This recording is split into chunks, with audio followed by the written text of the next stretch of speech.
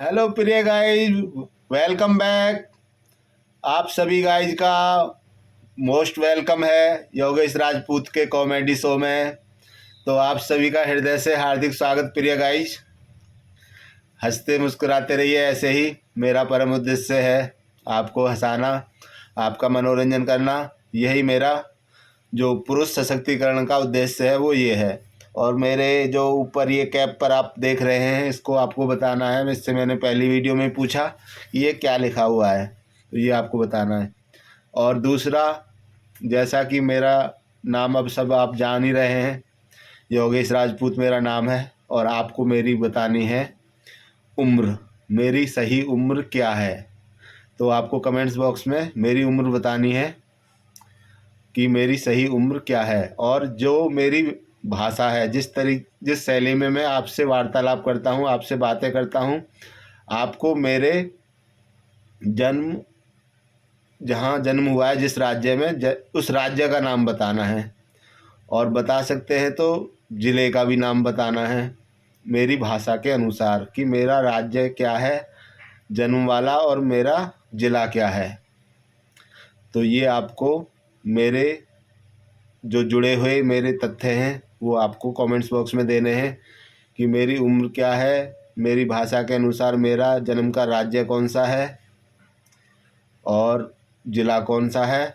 और जो प्रिय मित्र, मेरे भाई बंधु मुझे जानते हैं, वो मेरे गांव का नाम भी बता सकते हैं कमेंट्स बॉक्स में। तो प्रिय गाइस, आपके आंसर की प्रतीक्षा रहेगी। तो ये है अभी की वीडियो की शुरुआत आपके प्यार के साथ। तो अजब गजब कार्य पुरुष सशक्तिकरण के तहत हो रहे हैं आपके मनोरंजन के लिए। और अब जैसा कि आप देख रहे हैं, इससे मैंने पहली वीडियो में बताया कि अब ये जो ठंड चल रही है, तीखी ठंड दिल्ली एनसीआर में चल रही है, जिसमें पहनने होते हैं 1 दर्जन कपड़े। तो ऑलमोस्ट मैंने 1 दर्जन कपड़े पहने हुए हैं, पैर के नाखून से लेके सर की चोटी तक। तो ये अब यहाँ पर तीखी ठंड पड़ रही है, क्योंकि मैं अभी रसोई के अंदर हूँ, तब भी मेरे कपड़े पूरे हैं। और अब मैं जब बाहर निकलूँगा 9 बजे, तो भी लगभग 1 दर्जन कपड़े बाहर के भी होंगे। और मैं अभी का जो समय हुआ है वो हुआ है 8:45।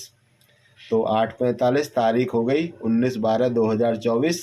8:45 के कुछ कार्य आपके साथ, आपके मनोरंजन के लिए, आपको हंसने हंसाने के लिए। प्रिय गाइस, हंसते मुस्कुराते रहिए। All the best.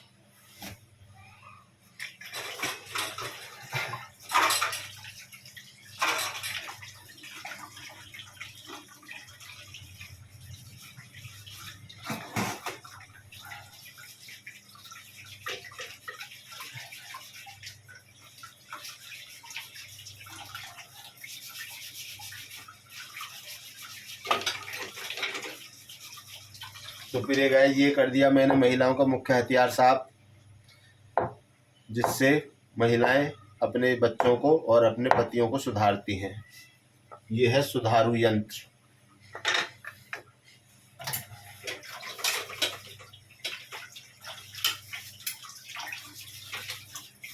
एक महिलाओं का दूसरा सुधारू यंत्र ये भी है, इससे भी अच्छे से सुधारती हैं। झाड़ू यहाँ पर है नहीं तो झाड़ू भी मैं आपको दिखाता, जो मुख्य हथियार महिलाओं के होते हैं बच्चों को और बच्चों के पापा को सुधारने के लिए।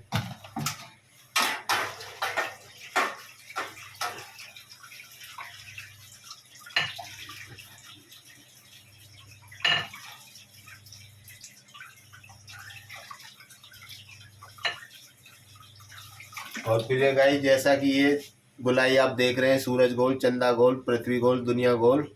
तो अभी अभी कुछ देर पहले 8 बजे से पहले 7:45 पर सूर्य भगवान जी के बिल्कुल इस गोल नुमा लाल, बिल्कुल लाल, जैसे हनुमान जी ने उनको नाश्ते में खाया था वैसे दिख रहे थे। अभी कुछ देर पहले उनके दर्शन हुए हैं सूर्य भगवान जी के।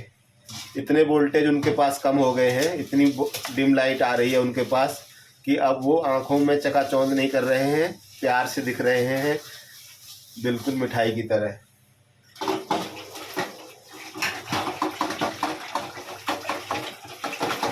दिख गए हैं 7:45 पर, ये भी बहुत बड़ी बात है। नहीं तो और वोल्टेज अब कम होने वाले हैं उनके। 2 बजे सो के उठा करेंगे 1-2 घंटे के लिए।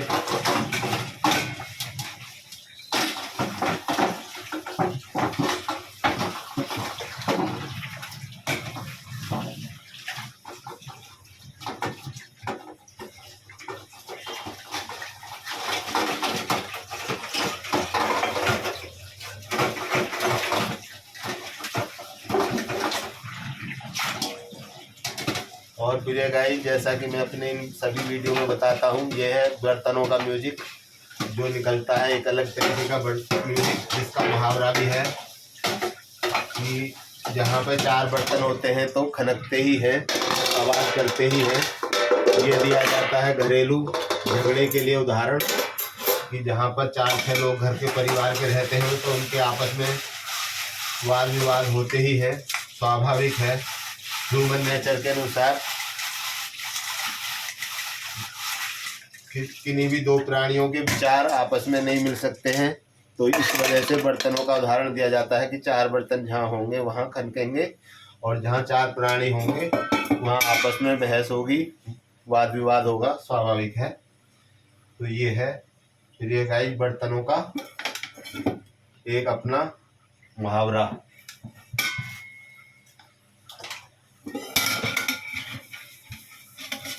और प्रिय गाइस, आप सभी से विनम्र निवेदन है कि आप भी कमेंट्स बॉक्स में ये बताएं कि आप पुरुष सशक्तिकरण में कितनी भागीदारी, कितनी प्रतिशत कर रहे हैं अपने घर परिवार में, महिलाओं की कार्य करके, महिलाओं की मदद के लिए।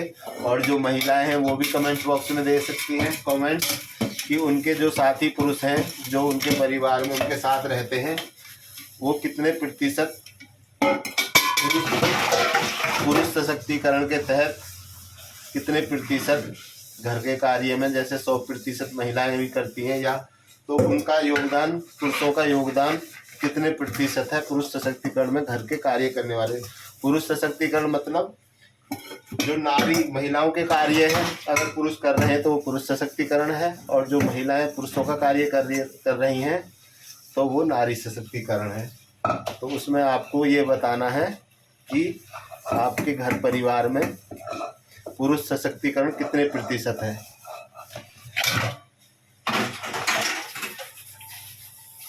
तो जैसे मैं बता दूं कि अभी मेरे परिवार में, मेरे घर में, जहां मैं अब आपके सामने समक्ष कार्य कर रहा हूं, ये मात्र मेरा जो पुरुष सशक्तिकरण है उसमें अगर प्रतिशत देखा जाए तो अभी सिर्फ 15 से 20% मान लीजिए बस, अभी 50% भी नहीं है।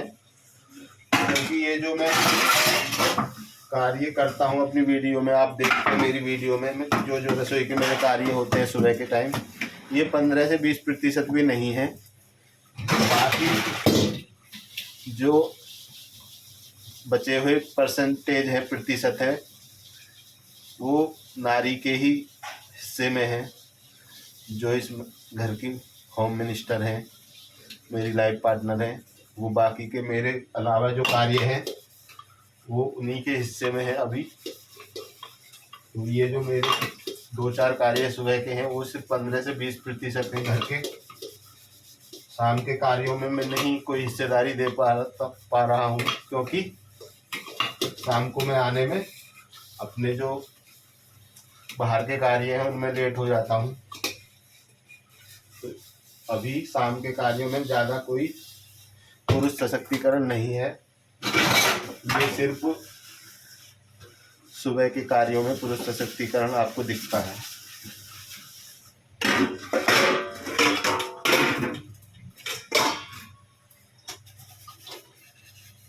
तो ये गाइस, आप भी बता सकते हैं कि आपके घर परिवार में जो महिलाएं हैं वो भी पुरुषों के लिए बताएं, और जो पुरुष हैं वो महिला अपने लिए बताएं कि आप अपने घर परिवार में कितना प्रतिशत पुरुष सशक्तिकरण निभा रहे हैं। या आने वाले 2025 में अब 10-12 दिन बचे हैं इस साल की विदाई में, 2024 की विदाई में। तो 1 जनवरी 2025 से क्या कोई आपका ऐसा संकल्प है पुरुष सशक्तिकरण का, जिसे आप अपने परिवार की हिस्सेदारी में, भागीदारी में करना चाहें, या कर रहे हैं तो कुछ बढ़ाना और चाहें?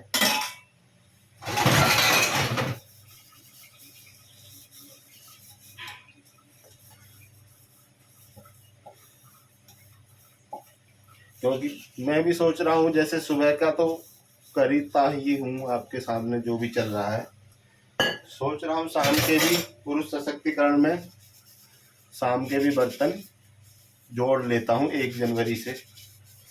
तो 1 जनवरी 2025 से शाम के भी बर्तन जोड़ लूँगा, तो उसी बहाने आपसे भी बातचीत हो जाया करेगी। काम करते हुए प्रिय गाइस आप लोगों से बातचीत हो तो अच्छा है, खाली बैठ के बात करो तो कोई मज़ेदारी नहीं है, क्योंकि मानव शरीर है, काम भी करते रहो और बात करते रहो तभी ठीक है। बैठ के बातें करो तो ना आपके लिए अच्छा है और ना मेरे लिए अच्छा है। तो आप भी मेरी वीडियो अगर देखते हैं तो काम करते हुए देखें तो और अच्छा है, और मैं भी अगर आपसे बात करूं तो काम करते हुए करूं तो भी अच्छा है। केवल खाली बैठ के कंबल रजाई में आपके साथ बातें करूं तो कोई अच्छी बात नहीं है। तो काम करते हुए बातें हो जाती हैं, आपके साथ मुलाकातें हो जाती हैं। अभी मैं यहाँ से निकलूँगा 9 बजे, और आपके लिए कुछ और भी आगे मिलेगा दिन भर, कुछ अच्छा फेसबुक योगेश राजपूत पर भी, यूट्यूब योगेश राजपूत पर भी, आपके मनोरंजन के लिए। जैसा कि मैं कह रहा हूँ कि ये जो मेरा एक तरह का कॉमेडी शो ही है, आप लोगों को हंसाने के लिए, आपको खुश रखने के लिए, ताकि आपके चेहरे पर मुस्कुराहट रहे। जब मुस्कुराहट रहेगी तो आपके सारे काम अपने आप अच्छे हो जाएंगे। और जैसा कि कल मैंने एक अपनी पोस्ट में बताया, क्रोध बहुत चतुर होता है, क्रोध बहुत चतुर होता है। क्रोध के सामने अगर कोई कमज़ोर हो तो क्रोध दबंग बन जाता है। दबंग क्रोध, गुस्सा कब दबंग बनता है? जब सामने कोई कमज़ोर हो, और अगर सामने कोई दबंग हो तो गुस्सा कमज़ोर बन जाता है। ये गुस्से की चतुराई है। कभी भी आप देख लीजिए, जहाँ भी कोई वाद विवाद हो रहा होगा तो उसका गुस्सा ज़्यादा निकलेगा जिसके सामने कमज़ोर है, और उसका गुस्सा बिल में घुस जाएगा जिसके सामने दबंग है। तो ये क्रोध की चतुराई होती है। तो क्रोध करने से बचें, क्योंकि क्रोध कोई अच्छी चीज़ नहीं है। क्रोध बहुत चतुर है। क्रोध करने वाले को ही नुकसान पहुंचाता है, ना कि सामने वाले को। तो क्रोध करने से बचें। वैसे तो प्रभु ने नाश करने के लिए, सर्वनाश करने के लिए व्यक्तियों को 5 बुराइयां दे दी हैं, जिनमें काम वासना है, क्रोध है, मोह है, लोभ है, अहंकार है। 5 बुराइयां इसीलिए दी हैं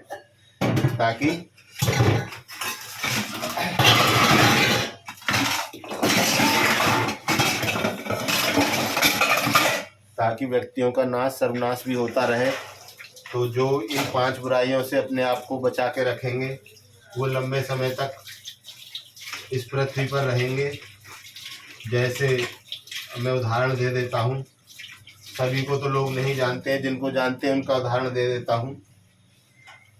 श्री अमिताभ बच्चन जी 82 वर्ष की उम्र में काम कर रहे हैं। श्री धर्मेंद्र देओल, वो भी 90 के आसपास हैं, अभी भी काम कर रहे हैं।